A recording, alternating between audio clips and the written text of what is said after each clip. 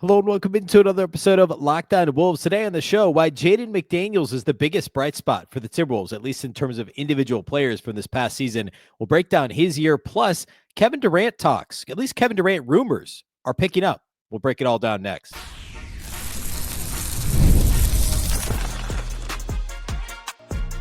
You are Locked On Timberwolves, your daily Minnesota Timberwolves podcast. Part of the Locked On Podcast Network, your team every day.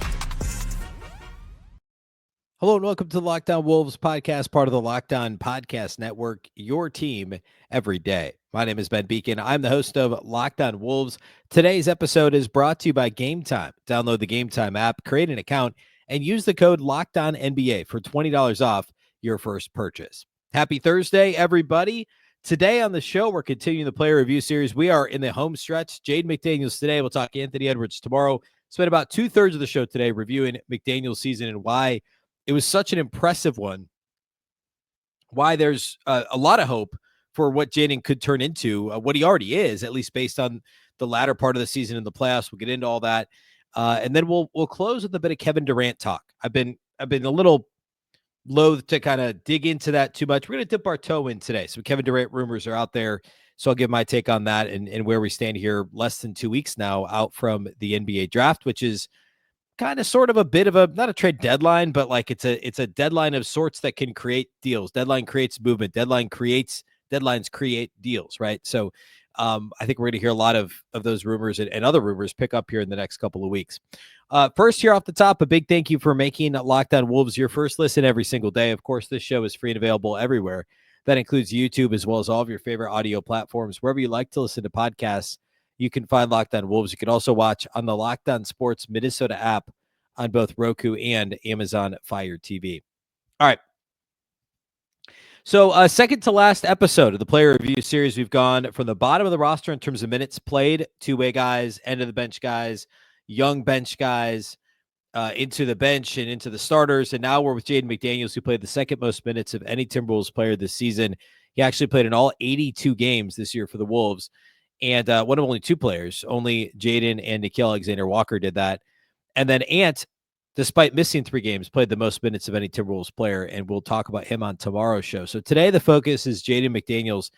And Jaden, for me, has been maybe the most volatile player for me to kind of give takes on over the past half decade, believe it or not. This was his 5th season with Minnesota. Remember, they drafted him the same year as Anthony Edwards in the I guess the back half of COVID, the draft coming out of COVID, leading into the 2020-2021 season. And Jaden, I always thought his defensive reputation was ahead of what he actually was doing on the floor. And I saw the offensive kind of upside, but I just think the feel was so far off that for me, I was lower on Jaden as not a prospect because he was in the pros at this point, but as somebody who could turn into a true like number 3 offensive option early in his career, like in his first couple seasons. I was lower on him than a lot of people. And it did take him till year 5 to really, I mean, there were flashes in year 3. Remember year 3, he shot 40% from 3-point range and really started like, that's when it got kind of tantalizing. That was the year the Wolves took the half step back as a team. They went from the 6th seed the year before to the play-in. They beat the Thunder in the play-in and lost to the Nuggets as an 8th seed that year. The Nuggets went on to win the championship. That was the year Jaden shot 40% from 3, and then he also punched a wall during game 82 and missed the playoffs. And then last season, he went from shooting 40% the year prior to under 34% from 3. The decision-making was not any better, and the rebounding got worse. The defense, though, was great. And so coming out of last year, my take on Jaden McDaniels was this dude's going to be an all-defensive guy forever. The offensive game is going to be a hindrance on some level, though, because if he's going to be a sub-league average 3-point shooter and not be able to develop any other piece of his offensive game with any semblance of reliability, then we're looking at a plus defense, negative offense guy. And while there's still hope because he's in his early 20s, I just didn't know where the improvement was going to come from. And I was wrong. To an extent. Weirdly enough, he didn't make all defensive second team this year like he did last year. He should have. And we'll talk about this. A lot of the defensive metrics are actually better for him this year. But on the offensive side of the ball, the three-point shooting did not improve. In fact, it went from 33.7% in the 23-24 season to just 33% flat this year.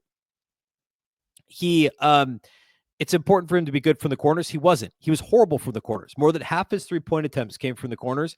He was just 33.5% for the corners, which is a really bad corner three-point rate for his career. Before this season, Jaden McDaniels was 38% from three, and that includes a 42% from the corners season a couple of years ago. And he was 33.5% for the corners this year. The shooting numbers were all worse, but the feel that I referenced a minute ago, the thing that I wasn't sure would ever show up, was suddenly starting to show up. He shot less threes. The three-point rate was down for Jaden McDaniels. The raw three-pointers per game was up slightly because he was on the floor a lot more. He was in foul trouble less often, which is a very good thing. And in general, like, he was just a bit more involved in the offense. The usage rate was up slightly, but the overall three-point rate was down because he was more willing to put the ball on the floor and get into the paint and score, his favorite kind of lean back, not really a fadeaway, more of a fall away type jumper. That actually became a fairly effective weapon for Jaden McDaniels. The attempts at the rim went up slightly. The attempts from 3 to 10 feet were about the same, and the attempts from 10 to 16 feet went up. The three-point shots actually went down a little bit. But believe it or not, he actually did get to the line more often this season too. The free throw rate was up, fairly decently. Again, just in terms of volume, he was able to attempt a half a free throw more per game, and he was at 81%. His free throw percentage was up about 9 percentage points, which does matter when you're shooting a half free throw more per game. I mean, that's basically a half point per game more than he was getting last year, just from the free throw line. So all those things are extremely positive. But again, we'll talk about the stats because that all kind of bears this out in terms of the rate-based stuff. But the actual feel on offense, to me, it was interesting too, because teams weren't really respecting the corner three-point shot. Teams are not closing out hard to Jaden McDaniels because this is a dude that last season was below league average. 3 out of the 4 seasons in his career, and now 4 out of 5, he was below average from 3.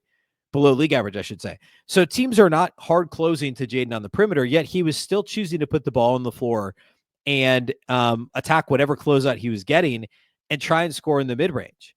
And he did a pretty good job of that. And the other thing he started to do that we've never seen him really do before is find the baseline cutter from the weak side.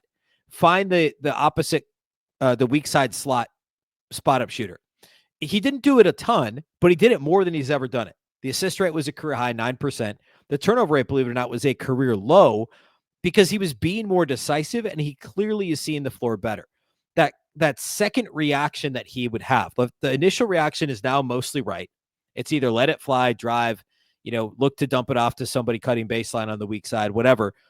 That second choice is actually there now for Jaden McDaniels. It's like the game, it's cliche. You hear this a lot in football as well, but the game has slowed down for him. I do think that's a thing for Jaden McDaniels. He isn't nearly as frenzied. And because of that, it made him he was actually a better, more impactful offensive player this year. And again, the numbers bear this out, than he was in the years in which he was a better three-point shooter. Because he was getting in the paint more often, he was making the twos at a better clip than what he was making threes at, and he's added the assist element to his game and reduced turnovers. And then we'll also talk, related to that, and this is a good segue, I want to talk about offensive rebounding, because that was a big part of his game this year and a big part of the Timberwolves game, the second half of the regular season and into the playoffs, really. But across the board, the rate-based stuff is all better for Jaden McDaniels, too. I'll talk about how that all lines out and why that kind of underscores why he was a bright spot for Minnesota this last season. We'll do all that here next.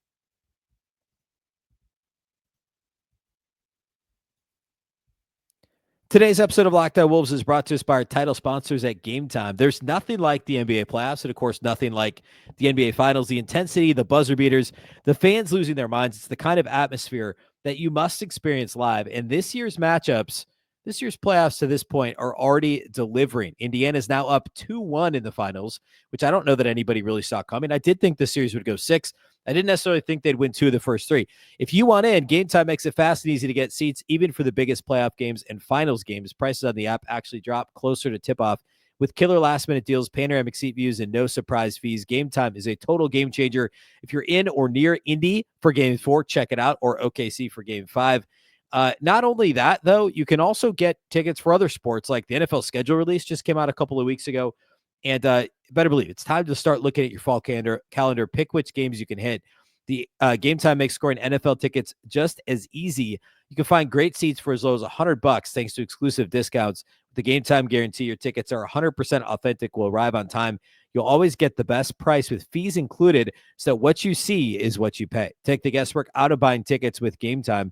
Download the Game Time app, create an account, and use the code LOCKEDONNBA for $20 off your first purchase. Terms apply. Again, create an account. Redeem the code LOCKEDONNBA. That's LOCKEDONNBA for $20 off. Download the Game Time app today. Last minute tickets, lowest price, guaranteed.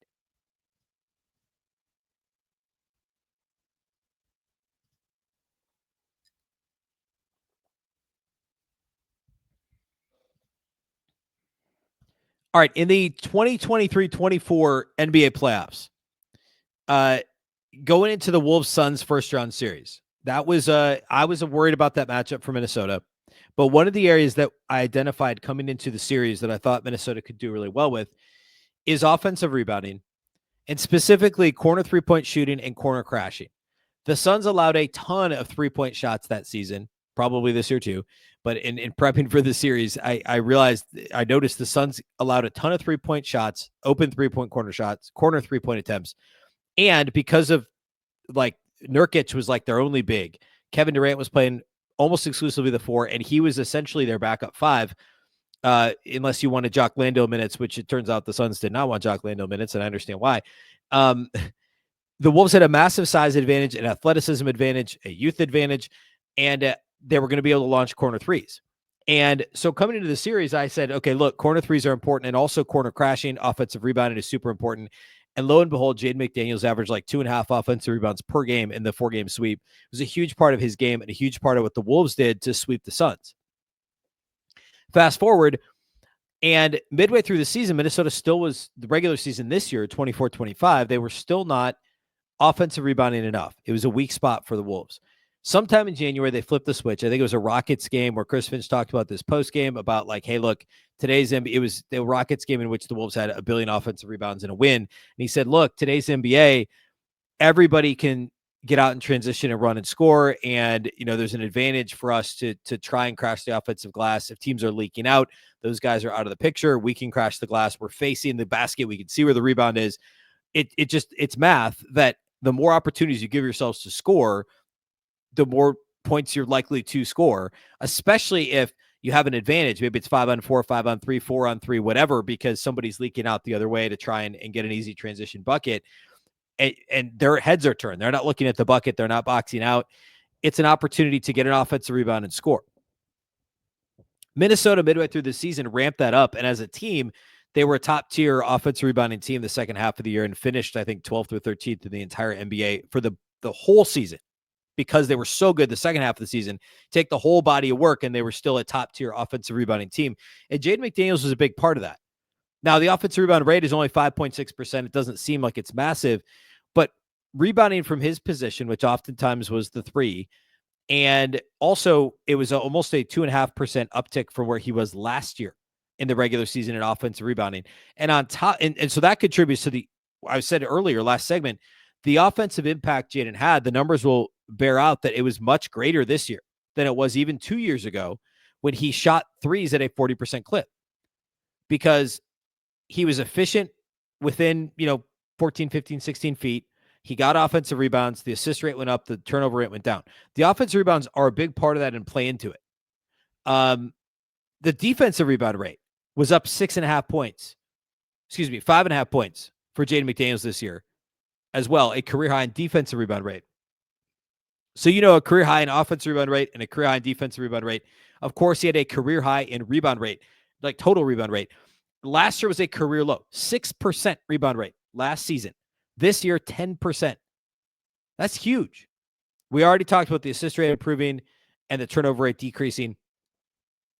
The steal rate was the best of Jaden McDaniels' career, and the block rate was up over last season as well. So overall, stocks were in a better place than they've ever been for Jaden McDaniels. And I know he didn't make an all defensive team. I think that's it. That's the wrong call. I think he should have been on an all defensive team, first or second. I don't care. He should have been on one.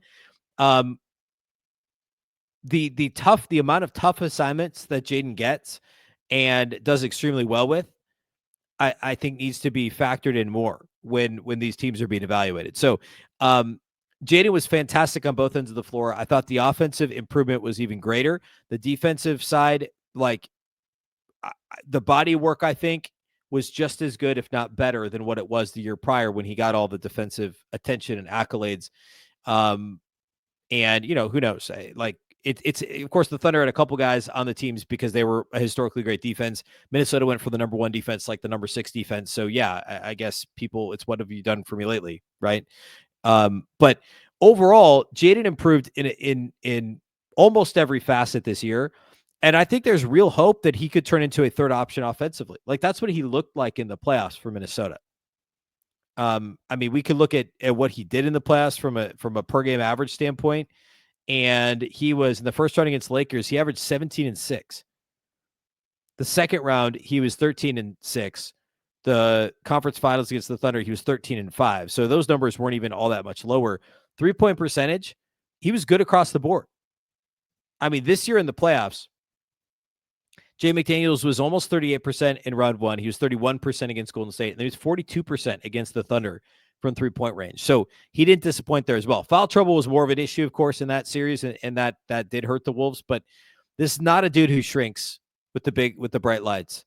And if that 3-point shot, like if I could pick one thing for Jaden to just kind of crush this offseason, it's just strictly corner 3-point shooting. He's got to be better than 33% for the corners. Think how much more that opens up the drive that he's much more comfortable doing now if he could just keep defenses honest with an above league average 3-point shooting percentage, especially from those corners. Lineup wise, this is interesting. I've been looking at 2-man lineups for some of these starters we've talked about the last few days, and Jaden McDaniels is not seen in the top 11 Timberwolves 2-man pairings for the regular season. His best lineup is the 12th one, and it's with Reid. Nas is, by the way, we're talking top 12. Nas is in 1, 2, 3, 4, 5, 6 of the Timberwolves' top 12 2-man pairings. It's insane. Jaden's in 1. It's number 12. It's with Nas. It's a plus 5.9 net rating. He's also in number 16, along with Mike Conley, number 18 with Rudy Gobert, and then you go down to number 21 with Nickeil Alexander-Walker, plus 3.6. His Randle and Edwards pairings are all the way down in the low 20s. So not a whole lot of like super positive. They are literally positive. They're plus net ratings, but they're not in the Timberwolves top dozen. And he's only got what did I say? Like 4 of the top 20 2-man pairings. In the playoffs, obviously a much smaller sample. We're talking, 15 games and anywhere from 200 to 400 minutes, depending on the pairing, versus 60, 70, 80 games for the regular season. But the Timberwolves' number 1 net rating 2-man pairing in the playoffs was Conley and Gobert. Number 2 was Conley and McDaniels. Number 3 was Reid and Jaden McDaniels. Number 5 was Gobert and Jaden McDaniels. Number 7 was Randle and McDaniels. Number 8 was Alexander-Walker and McDaniels. So you look at the top 8, and he was in 5 of the top 8 2-man pairings in the playoffs. And actually, number 11 was with Ant. All positive net ratings. That's how much better Jaden McDaniels was in the playoffs than he was in the regular season. And we'll have to see, was this like true, in this case, linear growth, where he improved throughout the season? He was better at the end of the regular season than he was at the beginning, and he was even better in the playoffs because the growth continued. We saw a couple of Ant seasons like that. I would say, what was it, year 3 and year 4? Maybe it was 2 and 3, where it was kind of so-so at the beginning of the year, like, what are we going to get from this guy? And then by the end of the year in the playoffs, it was like, whoa, look at this guy. He's on the national stage and he's crushing it. Obviously not to that level for Jaden, but then with Ant, we'd see the micro step back the following fall, and it would take a little while for him to ramp back up. And ultimately, he'd finish the season in a better place than he finished the last season. It just took longer to get there the following year. It was like 3 steps forward and a half step back is basically what it was. Is Jaden kind of following that same pattern? Hopefully not. Hopefully the growth continues to be linear, like 12 months over 12 months in this case. If that's the case, then yeah, he's a legit third option behind Ant and Julius Randle or whoever the Wolves might get to replace Julius Randle. Jaden McDaniels is a talented offensive player, and he's super good in transition. We didn't have time to talk about that. The open floor, that's all been positive. And I think he knows who he is as a player now, and the feel is like it's a real thing that's now showed up for Jaden McDaniels. And that's what I'm most excited about, is he looks self-assured. He knows why he is where he is and what he's doing on the offensive end of the floor, which is not something I would have said even a year ago, 12 months ago. I would not have said that. And now I think he's got a real shot at being a third option on a playoff team, like a good playoff team. I really believe that. And of course, he's got the new contract and everything. So looking forward to seeing how that plays out for Jaden next year. Speaking of scoring options, let's talk about Kevin Durant. There was a bit of ESPN reporting on this on Wednesday, and I want to talk about the latest rumor and the article at ESPN that proposes what a Timberwolves trade could look like. I'll give some quick thoughts on that and tee this up for a future show as well. We'll do all that here next.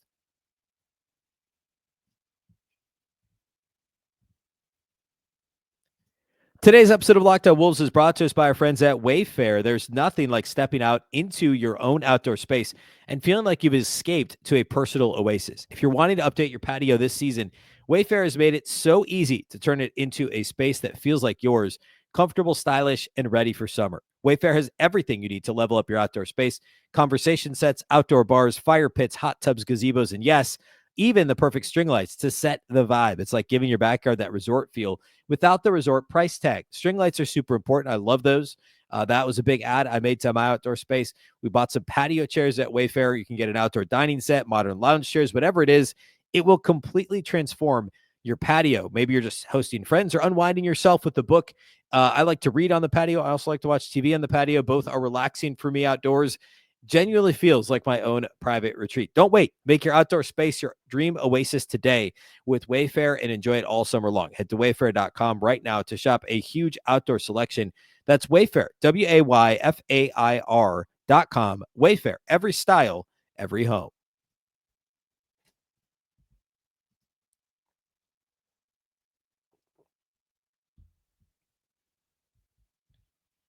All right. Let's talk about Kevin Durant. So this rumor has persisted. Go back a year to when the Wolves were beating the Suns in the playoffs, and more was said about the Durant-Ant relationship. And then, of course, the trade deadline, there was discussion after the deadline, especially about just how close the Wolves and Suns apparently got to making a trade. Who knows? But clearly the Suns have interest in trading Kevin Durant. Durant has interest in getting off of the Suns. And my like surface level take on this quickly, and again, I'm going to save some of this for another show, is that getting Kevin Durant would likely make the Timberwolves a better team.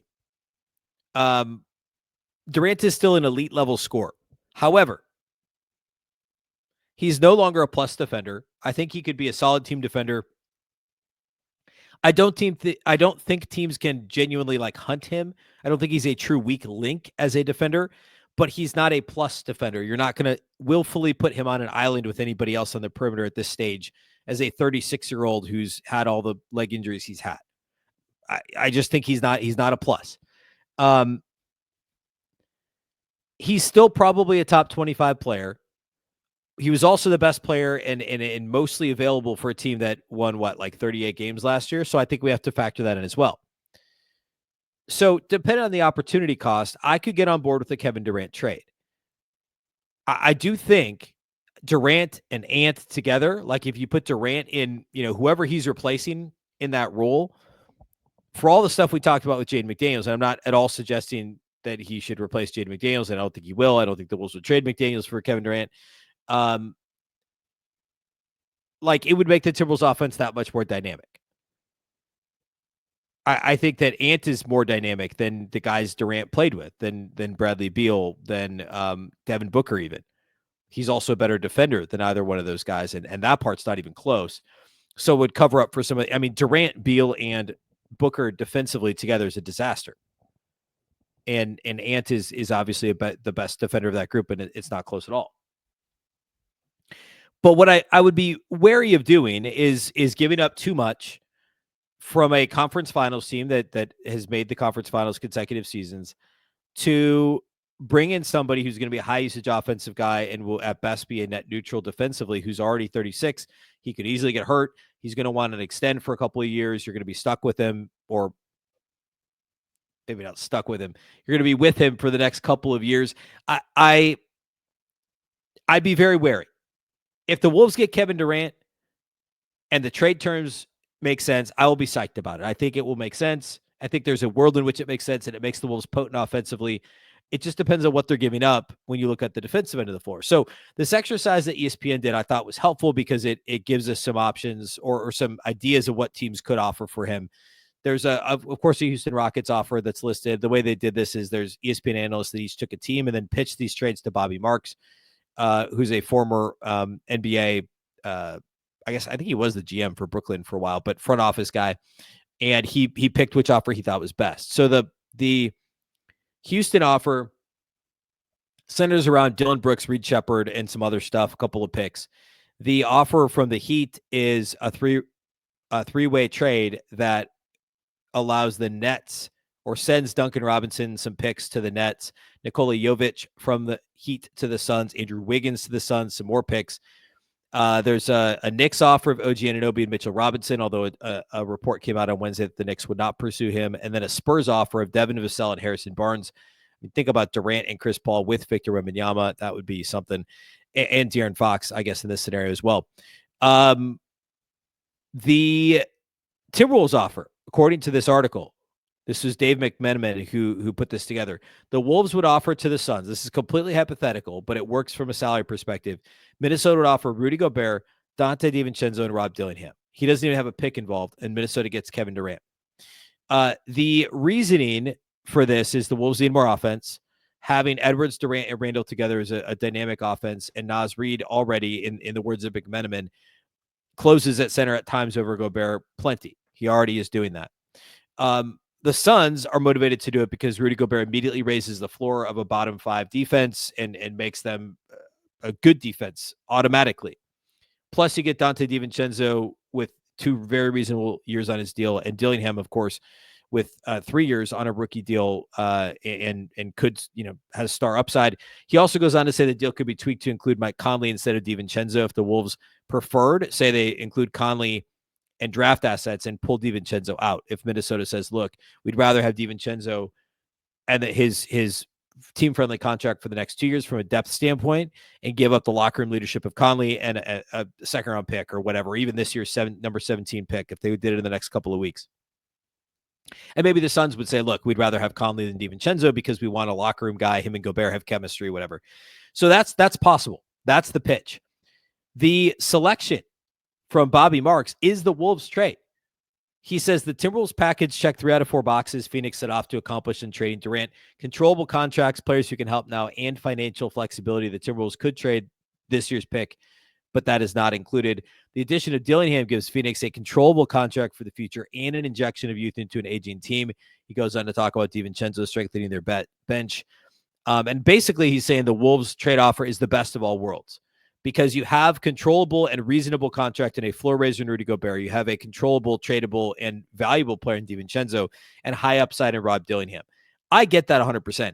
If I'm the Suns, it does each of those things okay, but it doesn't do anything great. Now, of all these trades, nothing is like a win now, like silver bullet. I mean, you could get OG Anunoby from the Knicks, but he's got a massive contract. You could talk yourself into some of the stuff from Houston. Maybe there's upside with Reid Shepard, and how valuable are their picks given how good they were this year and young and up and coming their team is overall. I kind of get where he's going. I just don't think any of those trades are all that great.